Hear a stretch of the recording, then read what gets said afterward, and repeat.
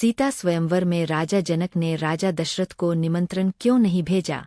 जनकपुरी में जब सीता स्वयंवर का आयोजन हुआ तो राजा जनक ने देश विदेश के राजाओं को निमंत्रित किया, सबको उस स्वयंवर के लिए बुलाया, परंतु राजा दशरथ या अयोध्या के किसी व्यक्ति को स्वयंवर का निमंत्रण नहीं दिया। इसका कारण कोई आपसी बैर नहीं था, बल्कि एक ऐसी घटना थी जिससे राजा जनक को डर था कि कहीं फिर से वही हुआ तो क्या होगा। क्यों निमंत्रण नहीं दिया राजा जनक ने राजा दशरथ को, क्या थी वह घटना, आइए जानते हैं। एक बार राजा जनक के शासनकाल में एक व्यक्ति का विवाह हुआ। विवाह के बाद वह पहली बार सज संवर कर अपनी ससुराल को जा रहा था। कुछ दूर जाने पर रास्ते में एक जगह उसको दलदल मिला। उसने थोड़ा पास जाकर देखा तो उसमें एक गाय फंसी हुई थी जो शायद फन से मरने की दशा में आ गई थी। उस व्यक्ति ने उसको देखा तो उसके मन में गाय को बचाने का ख्याल आया, परंतु दूसरे ही क्षण मन में एक और विचार आया। उसने सोचा, यह गाय तो कुछ देर में मरने वाली ही है, अगर मैं इसको यहाँ से बाहर निकालने के लिए इस दलदल में घुसा तो मेरे कपड़े और जूते खराब हो जाएंगे और अपनी ससुराल में ऐसी हालत में कैसे जा पाऊंगा। यह सोचकर वो गाय के ऊपर पैर रखकर आगे बढ़ गया। जैसे ही वह आगे बढ़ा, गाय ने जब उसे जाते हुए देखा तो उस व्यक्ति को शाप दिया कि जिसके लिए तू जा रहा है उसे तू देख नहीं पाएगा, यदि तू उसे देखेगा भी तो वह तत्काल ही मृत्यु को प्राप्त हो जाएगी। यह कहकर कुछ ही क्षण में गाय के प्राण निकल गए। उस श्राप को सुनकर वह व्यक्ति दुविधा में फंस गया। उसे अपने किए पर बहुत पछतावा हो रहा था, परंतु अब कुछ नहीं हो सकता था, जो होना था वो हो गया। अब वह व्यक्ति उस गाय के शाप से मुक्त होने का विचार करने लगा। मन में बहुत बड़ा बोझ लिए वह ससुराल पहुंचा। वहां पहुंचकर वह दरवाजे के बाहर ही बैठ गया और यह विचार करने लगा कि अगर मेरी नज़र मेरी पत्नी पर पड़ गई तो क्या होगा। कुछ समय बाद परिवार के अन्य सदस्यों ने उसे घर के अंदर चलने का अनुरोध किया, किंतु वह नहीं गया। रास्ते में जो घटना घटित हुई भी उसके बारे में भी किसी को नहीं बताया। उसके दिमाग में तो गाय के द्वारा दिया गया श्राप बार बार गूंज रहा था। जब उसकी पत्नी को उसके घर के अंदर न आने की बात पता चली तो उसने अपने घर वालों से कहा कि चलो यही चलकर उन्हें घर के अंदर लेकर आती हूँ।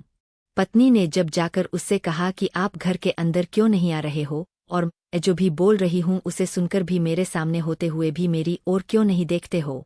वह व्यक्ति अपनी पत्नी की बात सुनने पर भी चुप रहा। काफी अनुरोध करने के बाद उसने रास्ते में घटित सारा वृतांत के सुनाया। पत्नी ने कहा, मैं भी पतिव्रता स्त्री हूँ, ऐसा कैसे हो सकता है, आप मेरी ओर तो देखो। अपनी पत्नी की बात सुनकर उसने जो ही नज़र उठाकर अपनी पत्नी की ओर देखा, वैसे ही उसकी आंखों की रोशनी चली गई और वह गाय की शाप वश पत्नी को देख ही नहीं सका। उस व्यक्ति की पत्नी भी पतिव्रता थी, इसी कारण उसकी मृत्यु नहीं हुई। यह देखकर पत्नी अपने पति को साथ लेकर राजा जनक के दरबार में गई। वहां जाकर उसने सारा वृतांत के सुनाया। राजा जनक ने राज्य के सभी विद्वानों को सभा में बुलाकर समस्या बताई। उन्होंने अपने दरबार में बैठे हुए ब्राह्मणों को कहा, हे ब्राह्मण देवगौ, श्राप से निवृत्ति का कोई सटीक उपाय हो तो बताए। सभी विद्वानों ने आपस में विचार करके एक उपाय बताया। उन्होंने कहा कि यदि कोई पतिव्रता स्त्री छलनी में गंगाजल लाकर उस जल के इस व्यक्ति की दोनों आंखों पर मारे तो गशाप से मुक्ति मिल सकती है तथा इसकी आंखों की रोशनी पुनः लौट सकती है। राजा ने पहले अपने महल के अंदर की रानियों सहित सभी स्त्रियों से पूछा तो राजा को सभी के पतिव्रता होने में संदेह की सूचना मिली। ऐसा सुनकर राजा जनक चिंतित हो गए। तब उन्होंने आसपास के सभी राजाओं को सूचना पहुंचाई। उन्होंने उन्हें संदेश में कहा कि उनके राज्य में यदि कोई पतिव्रता स्त्री है तो उसे ससमान राजा जनक के दरबार में भेज दिया जाए। जब यह सूचना अयोध्या के राजा दशरथ को मिली तो उन्होंने पहले अपनी सभी रानियों से पूछा। प्रत्येक रानी का यही उत्तर था कि राजमहल तो क्या, आप राज्य की किसी भी महिला यहाँ तक कि झाड़ू लगाने वाली ही क्यों न हो उसे भी पतिव्रता ही पाएंगे। राजा दशरथ को इस समय अपने राज्य की महिलाओं पर आश्चर्य हुआ और उन्होंने अपने राज्य की सबसे निम्न मानी जाने वाली सफाई करने वाली को बुलाया। उस महिला से राजा दशरथ ने सम्मान पूर्वक पतिव्रता होने के बारे में पूछा तो उस महिला ने स्वीकृति में सिर हिला दिया। तब राजा ने यह दिखाने कर लिए कि अयोध्या का राज्य सबसे उत्तम है।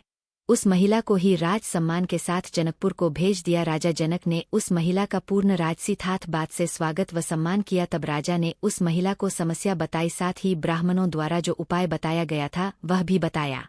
महिला ने राजा को उस कार्य को करने की स्वीकृति दे दी। अगले दिन महिला छलनी लेकर गंगा किनारे गई। वहां पहुंचकर उसने प्रार्थना की, हे गंगा माता, यदि पूर्ण पतिव्रता हूँ, यदि मैंने अपने तन और मन से अपनी पति को ही परमेश्वर माना हो तो गंगाजल की एक बूंद भी छलनी से नीचे नहीं गिरनी चाहिए। ऐसी प्रार्थना करके जब उसने गंगाजल को छलनी में भरा तो जल की एक बूंद भी नीचे नहीं गिरी। यह पवित्र गंगाजल कहीं रास्ते में छलक कर नीचे ना गिर जाए, यह सोचकर उसने थोड़ा सा गंगाजल नदी में ही गिरा दिया और पानी से भरी छलनी को लेकर राजदरबार में आ पहुंची। राजा और दरबार में उपस्थित सभी नर नारी यह दृश्य देख आश्चर्यचकित रह गए। तब उस महिला को ही उस व्यक्ति की आंखों पर छींटे मारने अनुरोध किया गया। उसने जो ही गंगाजल के छींटे उस व्यक्ति की आंखों पर मारे, त्यों ही उसकी आंखों की रोशनी वापस आ गई। यह देखकर दरबार में उपस्थित लोग बहुत ही प्रसन्न हुए।